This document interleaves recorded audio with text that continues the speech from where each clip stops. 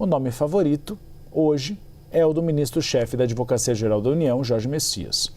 Ele é o favorito de Lula para suceder o ministro Luiz Roberto Barroso, que ontem surpreendeu a República Brasileira, anunciando a sua aposentadoria antecipada. Não a aposentadoria, mas o dia para fazer este anúncio.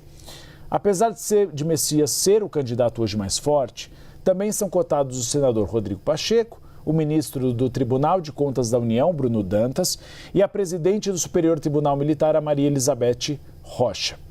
Barroso anunciou na quinta-feira, no fim da sessão plenária do Supremo, até se emocionou, embargou a voz, que vai deixar o tribunal nos próximos dias. Ele foi indicado em 2013 pela então presidente Dilma Rousseff. Ficou 12 anos no Supremo Tribunal Federal.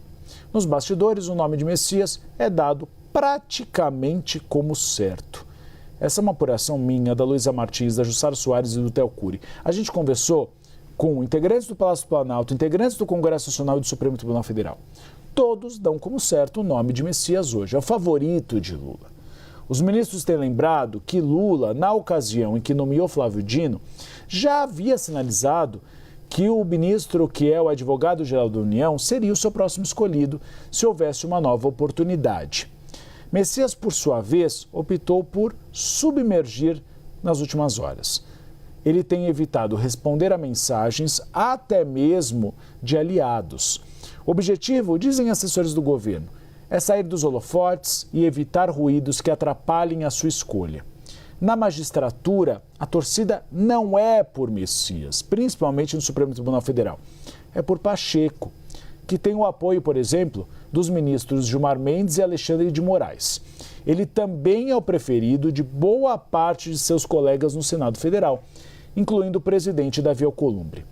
Lula, porém, tem afirmado que prefere Pacheco na disputa pelo governo de Minas Gerais em 2026.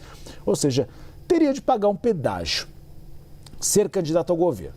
Se ele não ganhar as eleições em Minas Gerais, poderia ser indicado, por exemplo, como ministro da Justiça, se Lula for reeleito, e eventualmente ser indicado para o Supremo Tribunal Federal quando abrirem novas vagas.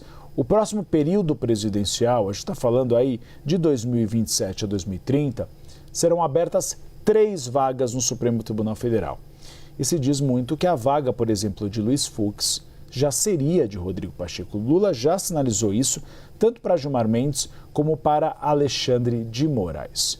Eu vou chamar a Luísa Martins, nossa decana aqui do Bastidores CNN, que ela vai trazer mais detalhes a respeito da escolha de Lula. Hoje nos bastidores, Luísa, só se fala em Messias. Ele está em silêncio. Mas escolha de Supremo Tribunal Federal não se crava nunca, porque o presidente da República muda de opinião ao vento. Às vezes fala com uma pessoa, a pessoa o convence e ele muda. Hoje é Messias. Amanhã a gente já não sabe. Pois é, Uribe. E nesse ponto, uma estratégia, digamos, comum, por parte dos cotados é dar essa submergida, né? Como você disse, a gente trouxe isso ontem também. O ministro-chefe da AGU, Jorge Messias, tem ficado em silêncio, viajou até com Lula, né, essa semana, mas tem ficado em silêncio, não tem respondido mensagens nem de aliados próximos, justamente porque existe uma ideia de que quem se movimenta demais pode acabar perdendo as chances reais de ser indicado ao Supremo. O ministro Bruno Dantas, que é do Tribunal de Contas da União e que também corre por fora nessa lista, tem adotado, né, essa mesma estratégia, segundo interlocutores dele com quem eu pude conversar. O foco realmente é tentar deixar as coisas se assentarem primeiro, até por uma questão de cortesia, até eu diria, Uribe, porque é considerado eu não diria uma falta de respeito, mas indelicado fazer todas essas movimentações antes de a pessoa que está saindo, de fato, sair. Eu lembro que até quando o ministro Celso de Mello anunciou a aposentadoria antecipada em alguns meses, salvo engano, ele já se aposentaria naquele ano de 2020, mas antecipou em algumas semanas ou poucos meses. Na época, o presidente Jair Bolsonaro logo em seguida, já disse que o substituto seria Nunes Marques, né? E isso causou um certo desconforto no Supremo Tribunal Federal, inclusive. Olha, nem a pessoa anunciou, mas ainda não saiu. O ideal, né, a tradição é realmente esperar o ministro, de fato, deixar a corte para depois fazer esse anúncio.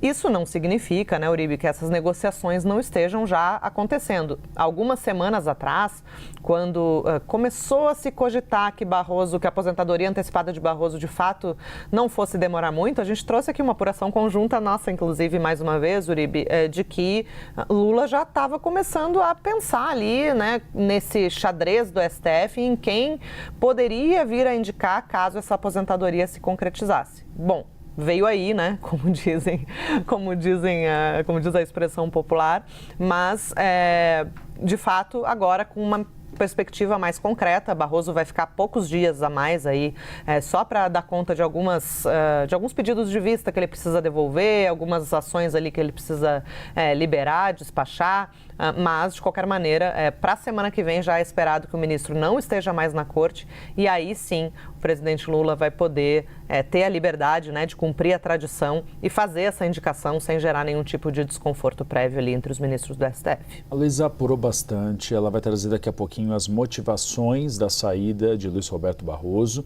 a possibilidade dele também dar um voto, antecipar um voto em relação à descriminalização do aborto no país. Todos esses detalhes a gente vai trazer daqui a pouquinho.